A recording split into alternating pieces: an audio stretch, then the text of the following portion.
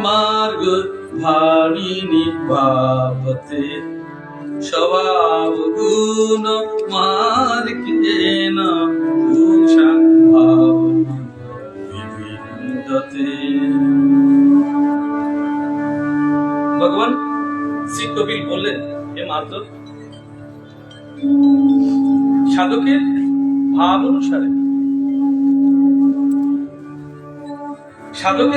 অনুসারে ভক্তিযোগের অনেক রকম প্রকাশ। ভক্তি কেমন? আজকে তো তৃতীয় দিন, আমি ভক্তির কথা বলছি আজকে। হে মাতা, শ্রী কপিল বলছেন তার মাতা দেবতী। সাধকের ভাব অনুসারে ভক্তিযোগের অনেক রকম প্রকাশ পেয়েছে। ভক্তিও মাত্র 3 প্রকার আছে। তামস ভক্তি, রাজস ভক্তি এবং সাত্বিক ভক্তি। তো ভিন্ন ভিন্ন প্রকারে বলেছে। মা তোমরা জানো, ভগবানকে তোমরা যখন সেবা দাও, ডাকো, বলো, গ্রহণ করো বা ছেড়ে যাও, এই সবের মধ্যে একটা অন্তরের ভাব আছে, নিবেদনের ভাব আছে, ডাকবারও ভাব আছে। বিচার করে দেখো তো, তোমার গোবিন্দকে তুমি কিভাবে ডেকেছ?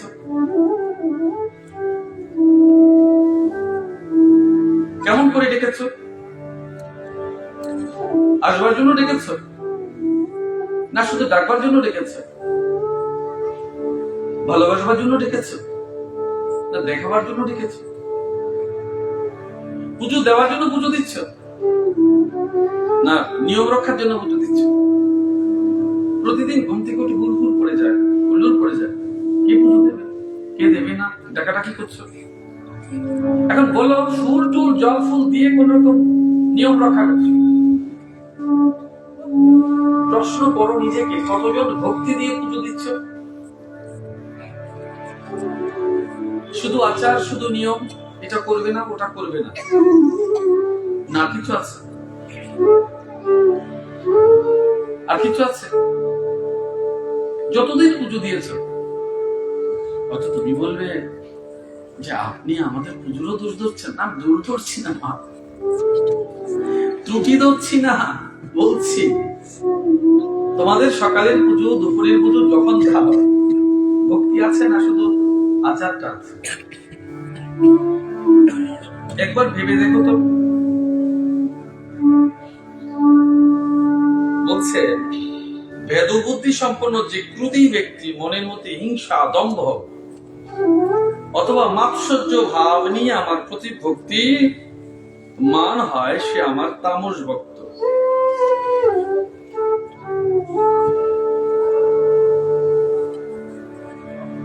কি বলছে? দম্ভ এবং অহংকার। আমার মনে আছে আজ থেকে প্রায় 35 আগে একজন বৈষ্ণব আমায় বলছিল, জানেন আমার এই গোবিন্দের সেবায় অনেক টাকা খরচ হয়ে যায়। দেখো আমি আজও বলিনি, প্রায় 30 বছর হয়ে গেছে।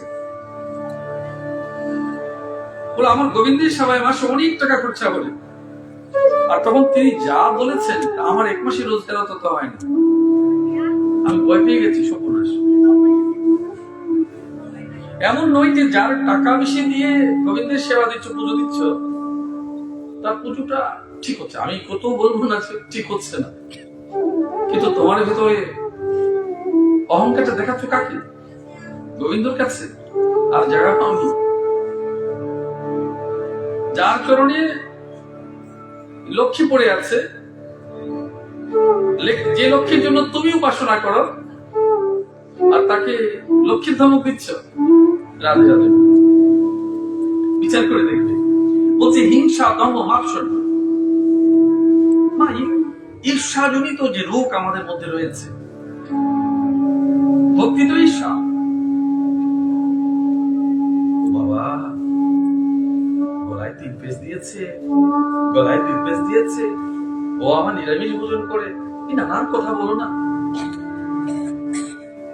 মানে তার ভক্তি বেড়েছে, তোমার জ্বালা বেড়েছে, আপনা আপনি জ্বলনি হচ্ছে তোমার।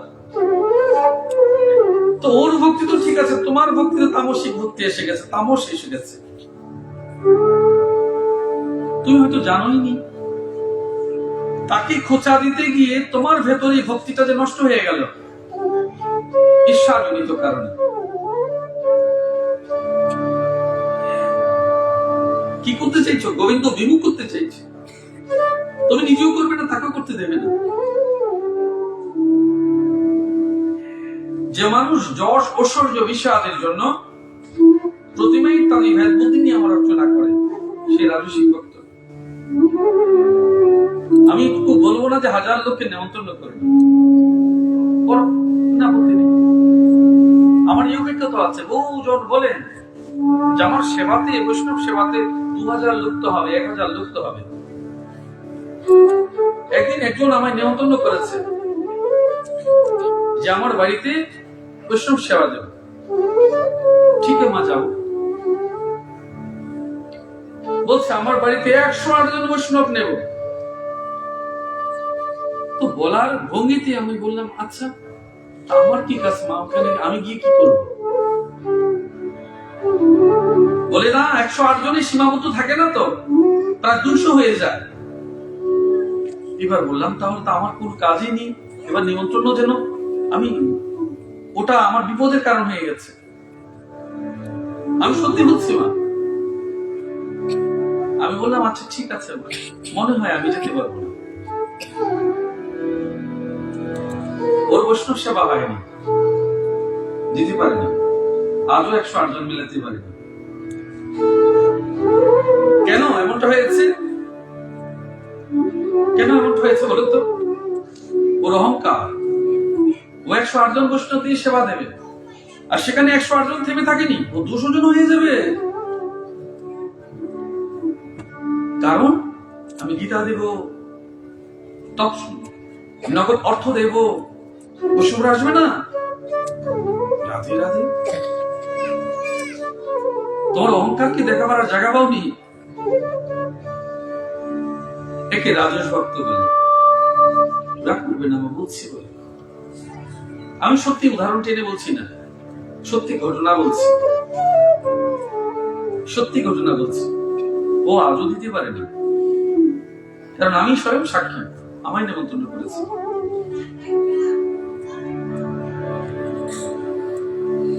ভেদ বুদ্ধি দিয়ে আমি কালো বলেছি, আমি কালো বলেছি, আজও তোমাদের বলছি। তোমরা যাকে তখনই সময়েও কেউ একসঙ্গে বসতে দেয়নি, রুইদাস বৈষ্ণব, যে মহাত্মাকে স্বয়ং গোবিন্দ সাক্ষাৎ বলেছে, এই অর্জুন তুমি তাকে নেমন্তন্ন করো। আমার দৃষ্টিতে উনি ভিন্ন আর কেউ বৈষ্ণব নেই। তখনও জগতের ওই সময়ের বৈষ্ণবরা একসঙ্গে বসতে দেয়নি। কেউ বলো গল্পের জন্য, উদাহরণের জন্য, কাহিনীর জন্য ঠিক আছে, কিন্তু ওই বৈষ্ণবের আচরণ আমরা করতে পারি? করি? যে করবে তার মগজ দোলায় হয়ে যাবে। এখন দেখো, তিনি যেখানে বসছিলেন জুতো সেলাই করতেন, সেই জায়গায় বৃষ্টি পড়ছিল। কাহিনীতে দেখবে তো বাইরে জল পড়বার আগে ভিতরে জল পড়ে। অবাক করার বিষয়, তখনকার সময় উঁচু নিচু ভেদ সাংঘাতিক ছিল। ব্রাহ্মণ সাংঘাতিক ছিল, উঁচু জাত ছোট জাত সাংঘাতিক ছিল।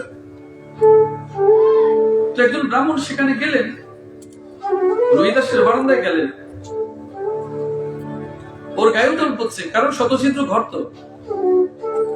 কেউ অদৃশ্য জাদু বলে রুইদাসের গায়ে জল পড়ছিল না। বলছেন, অবাক করবার বিষয় বলুন তো, বলে আপনি যদি কিছু মনে না করেন তাহলে আমায় ধরে বসতে পারেন। ধরে বসেছে যখন, ওর গায়ে জল পড়ছে না। আমি তোমরা জানো বলে আর বলছি না, কিন্তু আশ্চর্য বিষয় দেখো তো, ওই সময় সর্বাধিক ছিল জাতের উঁচু নিচু জাত। আজ এটা কাগজে পত্রে হয়েছে, মানুষের মধ্যে অনেকটা চলে গেছে।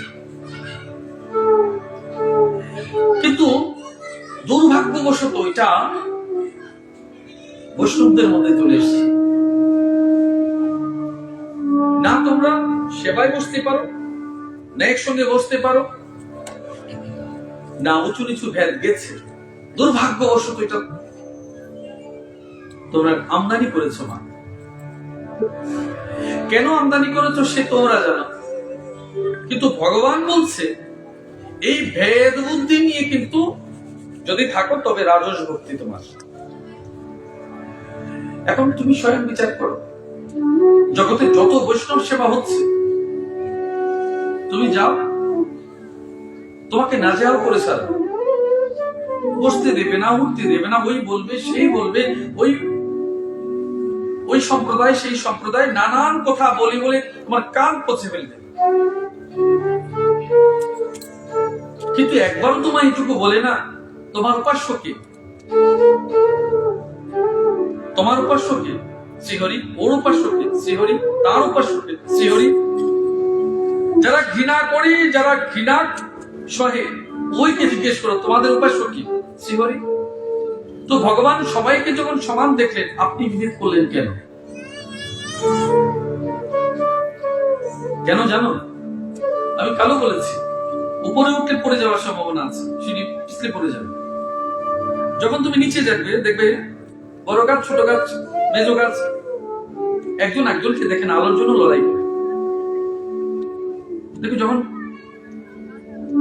শ্রীরামকৃষ্ণ বিবেকানন্দকে বলেছেন উপরে উঠো সবাইকে সমান দেখবে, উপরে উঠো সবাইকে সমান দেখবে, উপরে উঠো, উপরে যতদিন উঠেনি উঠো না ততদিন উঁচু নিচু ভেদ দেখবে। কোটিতে একজন হবে, গীতায়ও বলেছে লক্ষ লক্ষ মানুষের মধ্যে দুঃখী একজন আমায় জানে, আমায় বুঝতে পারে। তো যতদিন নিচে থাকবে ততদিন ভেদ থাকবে, যেদিন উপরে উঠবে সেদিন ভেদ থাকবে না। ঘৃণা কারা করছে? কে ঘৃণা করছে? কাদের ঘৃণা করছে? ওর হাতে প্রসাদ পাবো না, ওর হাতে পাবো না, তার হাতে পাবো না, ওর হাতে পাবো না। গোবিন্দ সব্বার হাতে দিচ্ছে। নিয়মের এত কড়াকড়ি যে তুমি ইচ্ছে করে তোমার গোবিন্দকে তুমি দিতে পারবে না। তোমার স্বামীকে কে নিবেদন করে? তুমি না কেউ। তোমার স্বামীকে নিবেদন কে করে? তুমি না কেউ। তুমি দেবে নিশ্চিত, তোমার স্বামীকে তুমি দেবে, সেবাও তুমি দেবে। তো গোবিন্দ সববার পরম স্বামী, ওর সেবা কে দেবে? তুমি দেবে। ওখানে কেন বিভেদ? বিভেদ কারা করেছে? গোবিন্দ করেছে? করেনি। গীতায় করেছে? করেনি। ভাগবত করেছে? করেনি। করেছে তুমি এবং আমি। আর দোষ দিয়েছি গুরুদের উপর। এটা আলাদা একটা ব্যাপার আছে।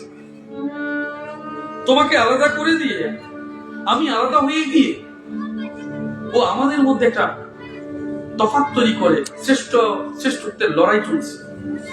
ও গোবিন্দ প্রাপ্তি তাতে হবে না। সমাজ জীবনে তুমি শ্রেষ্ঠ হতে পারো, কিন্তু গোবিন্দ প্রাপ্তি হবে না। যারা লড়াই করছে বড় হওয়ার জন্য, শ্রেষ্ঠ হওয়ার জন্য, শ্রেষ্ঠত্বের জন্য, এইটুকু তো জিজ্ঞেস করো, প্রভু আমার ঈশ্বরকে দর্শন করাতে পারবেন তো?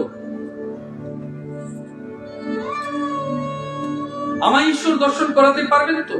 আপনার ঈশ্বরই, আমার ঈশ্বর নয়, আপনার ঈশ্বরকে দর্শন করার। বিবেকানন্দ শ্রীরামকৃষ্ণকে কথা বলেছেন, দেখিয়েছে। যদি দেখাতে পারে তবে গুরু, যদি না দেখাতে পারে তবে গুরু নয়। এখন যদি তুমি মাঝপথে সরে যাও, না শোনো, তবে তুমি দেখতে পাবে না। এই জন্য ভগবান কৃষ্ণ অর্জুনকে বলেছে, এই অর্জুন, এই স্থূল চোখে তুমি দেখবে না, তুমি দিব্য চক্ষু ধারণ করো। এই দিব্য চক্ষু মানব জগতে তোমার স্থূল শরীরে কে প্রদান করবে? এই দিব্য চক্ষু আত্মজ্ঞান। তোমাদের জন্য দিব্য চক্ষু হচ্ছে আত্মজ্ঞান। এই আত্মজ্ঞান ঈশ্বর তোর ধারণ করবে। যতদিন আত্মজ্ঞান না হয় ততদিন দেখবে না। ওকে দিব্য চক্ষু বলে মানো। দুর্ভাগ্য কি জানো? যেদিনই আত্মজ্ঞান হয়ে যেত সেদিন কোনো ভেদ থাকতো না। সমাজ মরেছে, একই কৃষ্ণের একই সমাজের হাজার পরিবার আছে, আমরা একসঙ্গে বাস করি, নেমন্তন্ন খাই, যাই, কিন্তু যখন বৈষ্ণবের কথা আসে, উপাসনার বিভিন্ন দলের আছে, সম্প্রদায় আসে, তখন আমরা শতদা বিভক্ত হয়ে বলি। তো ভগবান তো বিভাগের কথা বলেনি, ভগবান মিলনের কথা বলেছে, একত্রীকরণের কথা বলেছে, একসাথে থাকবার কথা বলেছে, উপাসনার কথা বলেছে। বিভাজন তিনি করেননি। তোমার এবং আমার ঈর্ষা, ঘৃণা, নিন্দা এর তফাৎটুকু এসছে। তোমাতে তফাৎ কে করেছে? যখন মা বলো, জগতের সব নারী এক মা হয়েছে, পিতা যদি বলো একসঙ্গে হয়েছে, বিভেদ থাকে, তখন বিভেদ হয়েছে। যদি গুরু শব্দটি এসছে, বিভেদ এসছে, আসলে যারা বিভাজন করে তারা নিশ্চিত ভগবান দর্শন করেননি, গুরু তত্ত্ব বুঝেননি, গুরু তত্ত্ব জানাননি। বলি তোমাকে আমাকে সমাজ জীবনে শতদা বিভক্ত করেছে। তাদের কাছ থেকে প্রকৃত সত্য দর্শন জানবে না, পরমাত্ম তত্ত্ব জানবে না, পরম পুরুষার্থ প্রাপ্ত হবে না। এই কারণে মা, তুমি স্বয়ং নিজেই নিজের গুরু, তুমি স্বয়ং নিজেই নিজের গুরু। যেদিন তোমার ভেতরে সে আত্মজ্ঞানটুকু হবে, সেদিন তুমি স্বয়ংই স্বয়ংয়ের গুরু, নিজেই নিজের শিক্ষক হবে, নিজেই নিজের জীবনকে উপলব্ধি করবে। উপলব্ধি নিজেকেই করতে হবে, না হলে ঈশ্বরকে অনুধাবন করবার ক্ষমতা কারণে। কেন নিজেকে ছোট করে ভাববে? আমি কালু বলেছি, কেন নিজেকে ছোট করে ভাবো? ছোট জাত বলে? কে বলেছে মা? তোমার জাত ছোট হোক, তুমি মানুষ তো শ্রেষ্ঠ। এই জাত তো লোকে দিয়েছে, ভগবান তোমাকে মানুষ করেছে, এইটুকু ভাবো না। জাত দিয়েছে লোকে, মানবতা দিয়েছে ভগবান নিজে। ওটা রেখে রাখো, সমাজ জীবনে যতদিন বেঁচে থাকে তোমার কিছু থাকবে না। কিন্তু ভগবান তোমায় শরীর দিয়েছে, মনে প্রাণ দিয়েছে, বিবেক দিয়েছে, বৈরাগ্য দিয়েছে, পরমাত্ম সিদ্ধির জন্য জ্ঞান দিয়েছে, আত্ম উপলব্ধির জন্য অনুভূতি দিয়েছে। ওটা ভাবো। গুরুর কাছে জাত বিচার নেই। কোন গুরুদেবের কাছে ছোট জাত বড় জাত আছে? কারো কাছে থাকে কিনা জানি না, আমার কাছে নেই। আমি কাউকে জিজ্ঞেস করি না তোমার পেটে কি গোত্র, কি জাত, এটা আমার দেখার বিষয় না। আমার বিষয় হচ্ছে তুমি মানুষ কিনা, ওটা হচ্ছে পরম বিষয়। মানুষ হয়েছে কিনা, ভগবান কি সঠিক যাচ্ছ কিনা, ঈশ্বর প্রাপ্তি হচ্ছে কিনা, ঈশ্বরের পথে যাচ্ছ কিনা, সাধন পথে কতটুকু গেলে, সত্যকে ধরেছ কিনা, তোমার স্বয়ংকে উপলব্ধি করতে পারছো কিনা, ওটা বোঝো। বাকি সব ছেড়ে দাও। এই জন্য মা, এই সমাজ সংসার থেকে একটু উপরে ভাবো, একটু উপরে উঠো, একটু উপরে উঠো। যে সেবা দেওয়ার যে ভাব তোমার, গোবিন্দ সে একই ভাব রাখো, তাহলে নিজেকেই একটু স্বতন্ত্র ভাববে, একটু উপরে ভাববে। মানে ঈশ্বর তোমাকে টেনে উপরে তুলেছেন, তোমার মন উপরে গেছে, তুমি একটু ঠায় দাঁড়িয়ে আছো, কিন্তু তোমার মন বড় হয়েছে বলে তোমার কাছে মনে হয়েছে তুমি উপরে আছো। ঈশ্বরত্বের পথে এক ধাপ অগ্রসর হবে। এবার বলছেন, যে ব্যক্তি পাপ ক্ষয় করবার জন্য পরমাত্মাকে কর্মফল সমর্পণের উদ্দেশ্য নিয়ে পূজা করা, কর্তব্য এই বুদ্ধিতে ভেদভাব নিয়ে আমার অর্চনা করে, সে সাধবিক ভক্ত। বলছেন, যে ব্যক্তি পাপ ক্ষয় করবার জন্য, আমরা শুধু কি করি, সদা সর্বদা একটা পরম ভয় থাকে আমাদের ভিতরে।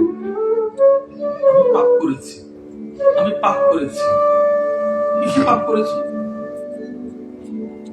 কিসে পাপ করেছে? কোন পাপে তোমায় ধরেছে? এই সংকীর্ণ মনোবৃত্তি যথার্থই পাপ।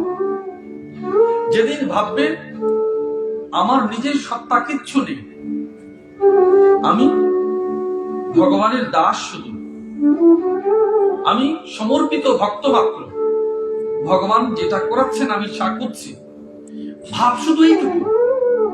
তুমি যখন নিবেদন করছো তোমার স্বামীকে, পুত্রকে, পিতাকে, মাতাকে, মনে মনে ভাবছো ওরা ঈশ্বররূপী মানব, ভগবত সাধনের জন্য তুমি নিবেদন করছো, দৃষ্টিকোণ শুধু একটু পাল্টাবে। আমি স্বামীকে দিচ্ছি না, স্বামী রূপী গোবিন্দকে দিচ্ছি। আমি পুত্রকে দিচ্ছি না, ভগবান রূপী পুত্রকে দিচ্ছি। আমি পিতামাতাকে দিচ্ছি না, ভগবান রূপী পিতামাতাকে দিচ্ছি। যেখানে যেখানে তোমার সেবা ভাব, সেখানে সেখানে ঈশ্বর ভাব। তাহলে তোমার জীবন পাল্টে যাবে, দৃষ্টিকোণ পাল্টা। কর্ম একই, দৃষ্টিকোণ আলাদা। অমরত্ব প্রাপ্ত হবে। কিসে অমরত্ব?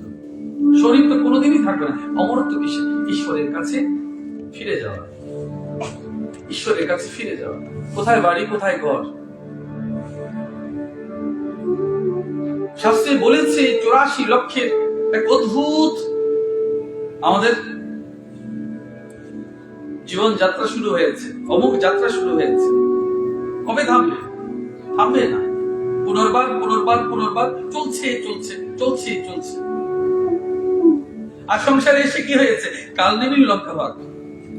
তোমাকে নিয়ে যত টানাটানি, তোমার সম্পদ নিয়ে টানাটানি, তোমার ভাব নিয়ে টানাটানি, তোমার সেবা নিয়ে টানাটানি, তোমাকে নিয়ে টানাটানি কোথাও হয়েছে? তুমি সবার জন্য উদার হয়েছে, তোমার শরীর নিয়ে, তোমার মন নিয়ে, তোমার প্রাণ নিয়ে টানাটানি হয়েছে। দিতে পারোনি, খেপেছে। সমাজ জীবনে, পরিবার জীবনে বাঁধেনি কেউ, কিন্তু এক অদ্ভুত অদৃশ্য দলদাস, অদৃশ্য দাস হয়েছে, পরিবারের দাস হয়ে গেছে। আমি বলছি এই অদৃশ্য দাসটুকু হচ্ছে ভগবানের করো, তো মন পাল্টে যাবে। ও শৃঙ্খলে যে বেঁধেছে ওটা পাল্টে দাও, ভাবো আমি ভগবানের সেবা করছি, তখন তোমার মন বিকশিত হবে। আর যখন পরিবারের জন্য করছো, মন সংকুচিত হবে। সংকুচিত মন যখন থাকে তখন পাপ। বিকশিত মনের সেবা যখন পূর্ণ, তোমার কাছে পাপ এবং পুণ্য বিরাজমান আছে। পাপ এবং পুণ্য জগতে কিচ্ছু নেই, মনের ভাবই পাপ, মনের ভাবই পুণ্য। আর যেটা তোমরা পাপ বলো সেটা হচ্ছে আলাদা বস্তু, অপরাধ ও তো আলাদা জিনিস, ও তুমি এক করবে না, ও তোমার আলাদা বস্তু।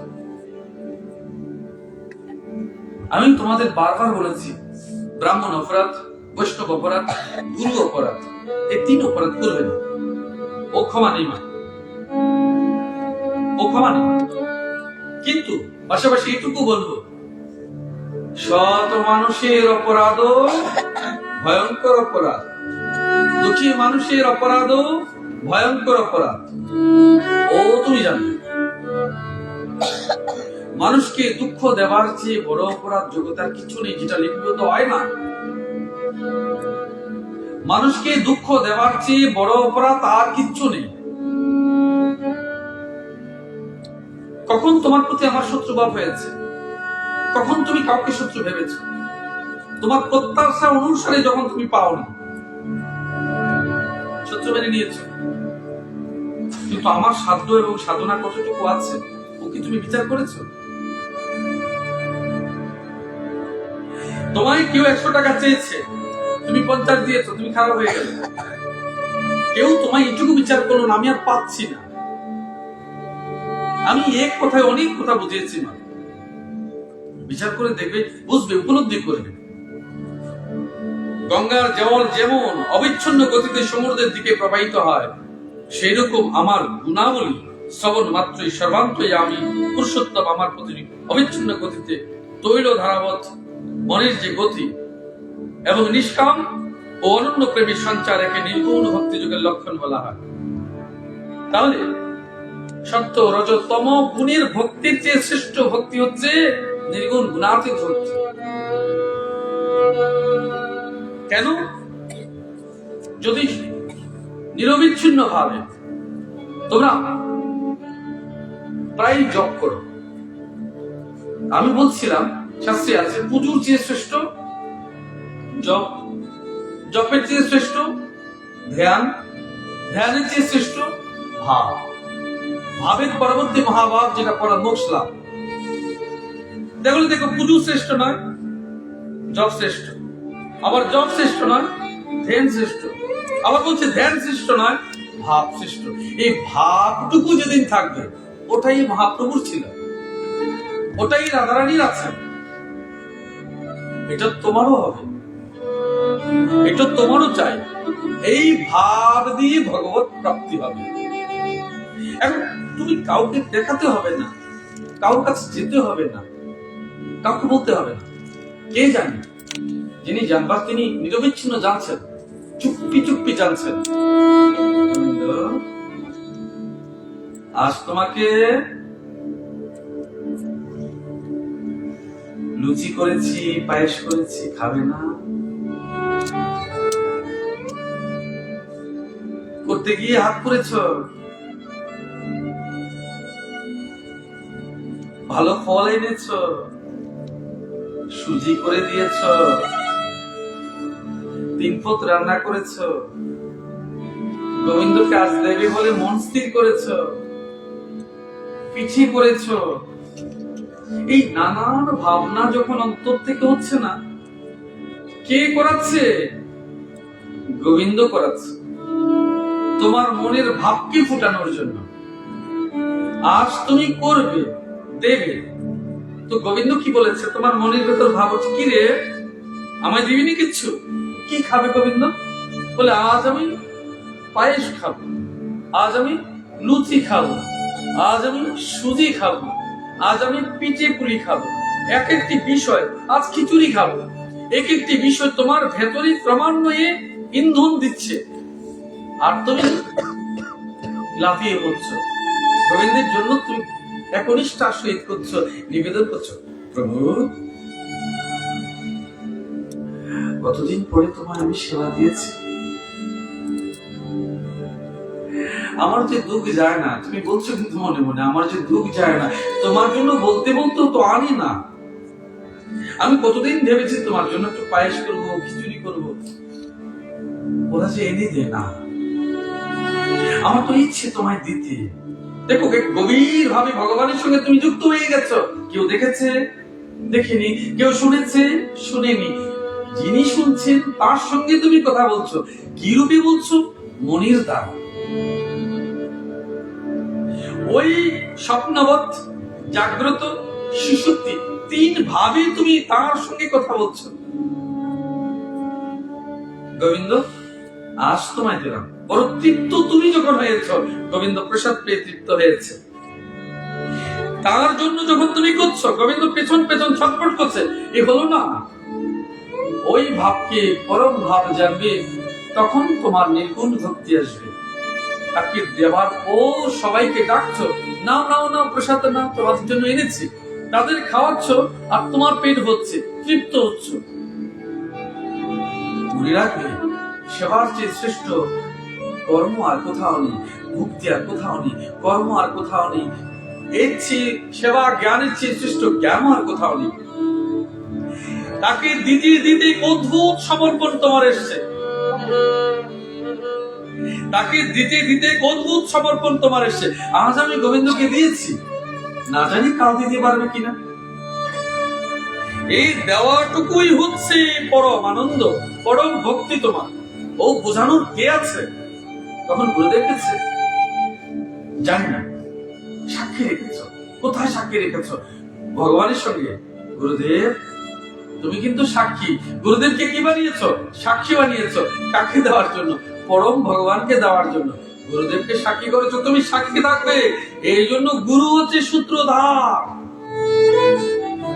এই জন্মের, ওই জন্মের, এই লোকের, ওই লোকের, মনের সঙ্গে, পরম মনের সঙ্গে। এই সূত্রধারের সূত্র ধরে তুমি যাচ্ছ। কি সূত্র? ভক্তি, প্রেম, ভালোবাসার এক অদৃশ্য সূত্র, যা ধরে তুমি এই জন্মে এখান থেকে সেখানে যাবে। এবং সাক্ষী করেছ, বলবে তোর সব হবে। এই ভাব নিয়ে যখন তুমি গোবিন্দকে দিলে সাক্ষী গুরুদেব হইলে, কে রয়েছে? তুলসী রয়েছে। তুলসীকে দিয়েছ না? তুলসী রয়েছে। তুলসী তোমার জীবনে সাক্ষী হয়েছে। আর যিনি সব দেখছেন, ও তো দেখছে, বায়ু দেখছে, আলো দেখছে, সূর্য দেখছে, অগ্নি দেখছে, ওরা সবাই তোমার জীবনে সাক্ষী হয়েছে। আর তুমি তাকে নিবেদন করেছো। সর্বত্র বায়ু দেবতা আছে, উনি সাক্ষী রয়েছে। অগ্নি প্রদীপ প্রজ্বলন করেছো, অগ্নি দেবতা আছেন, ইনি সাক্ষী রয়েছেন। সূর্য দেবতা সাক্ষী হয়েছেন, আলোক রূপে বিস্তীর্ণ হয়েছেন, তিনি দেখছেন। তুমি যখন তুলসী তলায় প্রদীপ দিয়ে গেছো, আকাশ সাক্ষী রয়েছেন, সর্বত্র সাক্ষী হয়েছে। বলছে না, আমার প্রাণপ্রিয় ভক্ত আজ আমায় প্রসাদ নিবেদন করেছে, আমায় ভোগ দিয়েছে, আমি সেবা পাবো। উনি দৃষ্টিতে দেখেছেন। আর তিনি তখন কি করলেন? অনুমোদন করলেন। আর তুমি সেটা ভক্তের মাঝে যখন দিয়ে দিলে, ভগবান বলছেন ভক্তের যে ভাগ্য, তখন আমি তা গ্রহণ করি। এই পরম ভক্তি তুমি কোথায় পাবে? নিবেদনে, সমর্পণে। হয়তো তোমার জ্ঞান হয়নি, কিন্তু তোমার অনেক হয়েছে। তোমার হয়তো জ্ঞান হয়নি, কিন্তু তোমার অনেক হয়েছে। আমি এত সব বুঝি না, আমি আমার গোবিন্দকে দিয়েছি, গোবিন্দের পেট ভরেছে, যখন তৃপ্ত হয়ে গেছে মা। এই জন্য তো তুমি মা, ওর কি পেট ভরালে তোমার পেট ভরে, গোবিন্দের পেট ভরালে জগতের পেট ভরে। গুরুতে নিবেদন করলে সর্বত্র নিবেদন হয়। দেবতা তো সদৃশ্য, দেবতা পর্যন্ত তৃপ্ত হয়। এই জন্য তো তুমি মা। তোমার শ্রেষ্ঠত্ব তো শেষ নেই। গোবিন্দ তুষ্ট হবে না কেন? কেন নিজেকে ছোট? জগতে কোনোদিন মা ছোট হয় না। আর তুমি সেই রূপে তো, তুমি যশোদা হয়ে গেছো গোবিন্দকে যখন দিয়েছে।